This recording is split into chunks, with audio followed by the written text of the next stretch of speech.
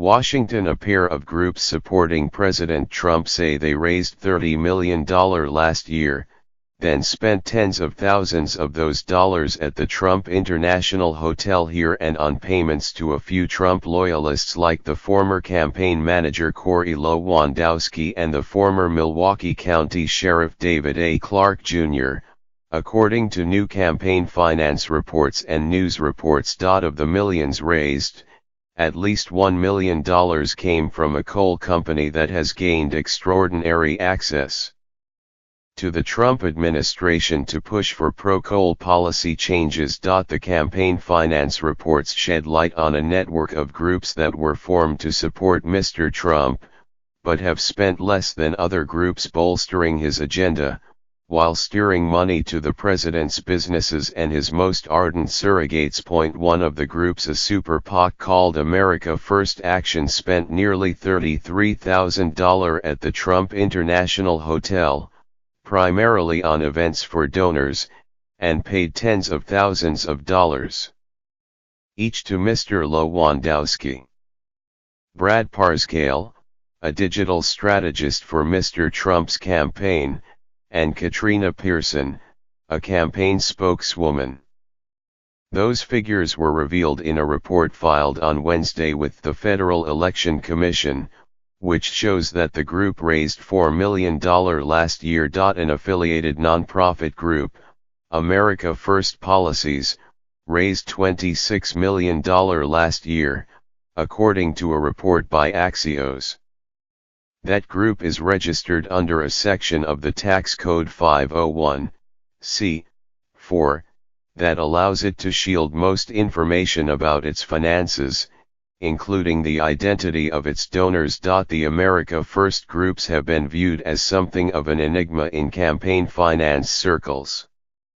While many of the Republican Party's traditional elite donors have publicly kept their distance from the groups, the organizations have the blessing of the administration and have projected confidence in their fundraising. But Republican operatives have grumbled that the amount the groups say they have raised have dwarfed the amount they have spent to support Mr. Trump's political and policy goals during his first year in office. Reports filed with the Election Commission show that the groups combined to spend about $3.2 million, just over 10% of what they raised supporting Republican candidates in special elections, including former Senator Luther Strange and Roy S. Moore, who lost their bids for an Alabama Senate seat, and Karen Handel, who won her House campaign in Georgia. Figures provided by a Republican ad buyer indicate that the group spent an additional $2.8 million on television ads promoting efforts championed by Mr. Trump to overhaul the tax code and repeal the Affordable Care Act. Though there were no records of television ad spending by the group since the passage last month of the tax overhaul. Other Republican groups have been advertising heavily this year to bolster public approval of the tax overhaul, which is considered critical to the party's midterm election prospects this year. Brian O. Walsh, the president of America First Policies, said the group had paid for online ads highlighting President Trump's leadership on key issues. Those ads can be harder to track, and Mr. Walsh declined to provide an item-by-item breakdown at this time.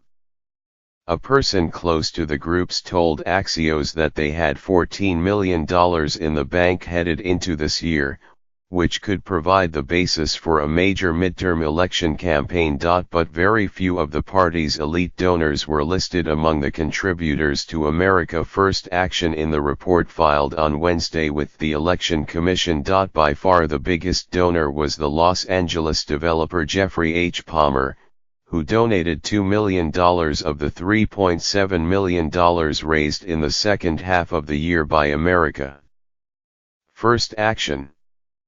Mr. Palmer donated generously in 2016, giving $3 million to a different super PAC that supported Mr. Trump, and an additional $310,000 to a committee associated with Mr. Trump's campaign. An additional $1 million came from Murray Energy, a coal company based in Ohio that has assiduously courted Mr. Trump as it pressed the new administration to repeal President Barack Obama's climate change policies intended to shut down old coal-burning power plants.